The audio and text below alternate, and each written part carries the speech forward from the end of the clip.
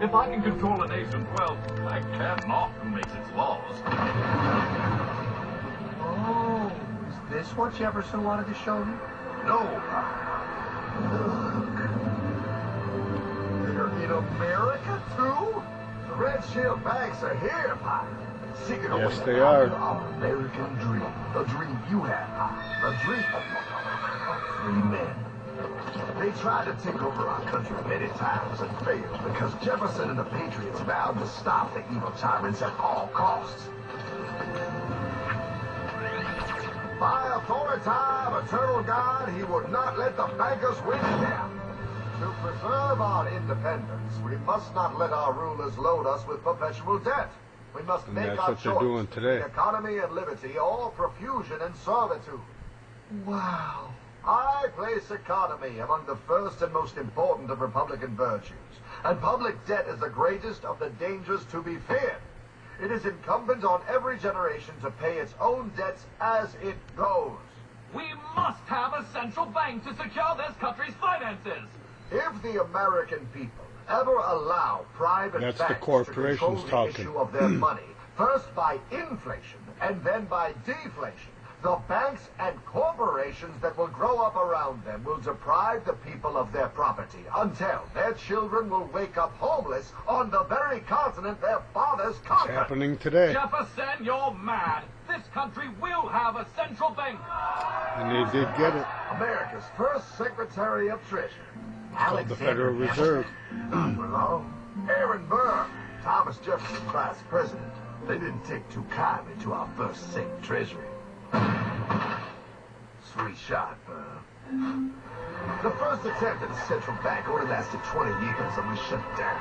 But the bankers tried again against Old Hickory, President Andrew Jackson. You are a den of vipers and thieves. I intend to rout you out, and by the eternal God, I will rout you out. After surviving an assassination attempt, Jackson finally defeated the bank in 1836.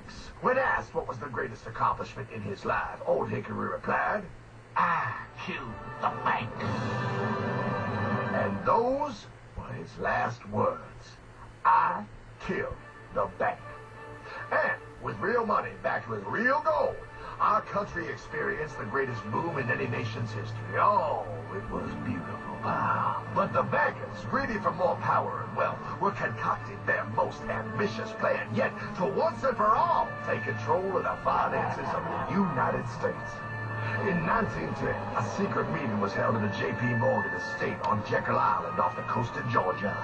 This meeting was so secretive, so concealed from government and public knowledge, that 10 attendees used code names.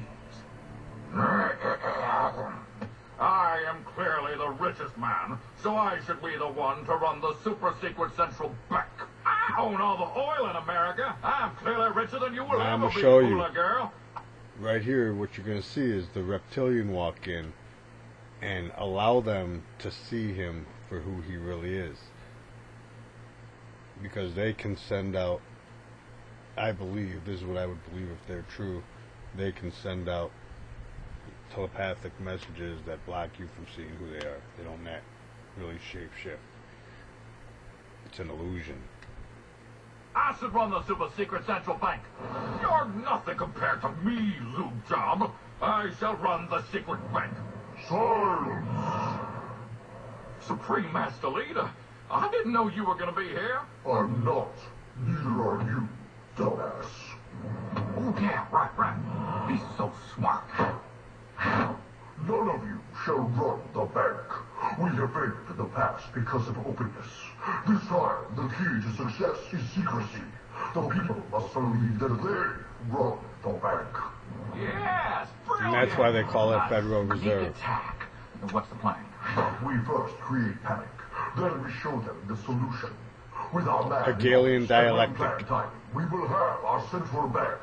And so the people think it is theirs. We shall christen it Federal. The Federal Reserve.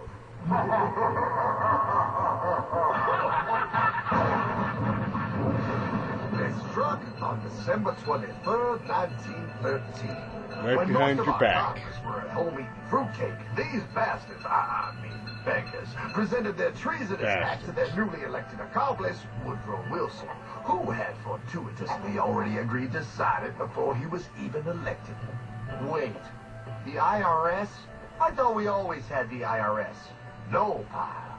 They did this to us, too. The Fed now has the exclusive power to print America's money. They loan this money to our banks and our government at interest, putting immediate debt on our own money, printing more and more, so each dollar they print becomes worth less than the one before.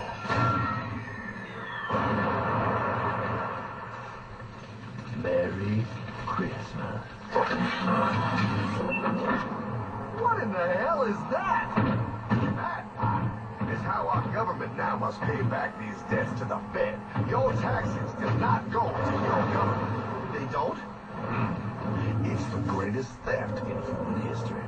But, oh, okay, I mean, I sort of get what you're saying, but it's also confusing. And really, Herman, I don't see how it affects me at all. If I had more money, none of this would have happened. Herman? I'm gonna tell you. Now I know you've heard all this. Probably some of you guys have heard all this. So you're like, oh, another guy making this. But I'm gonna give you a little secret. You burn the money, you end the Fed. You don't gotta fight a war. The people just gotta burn the money and start bartering.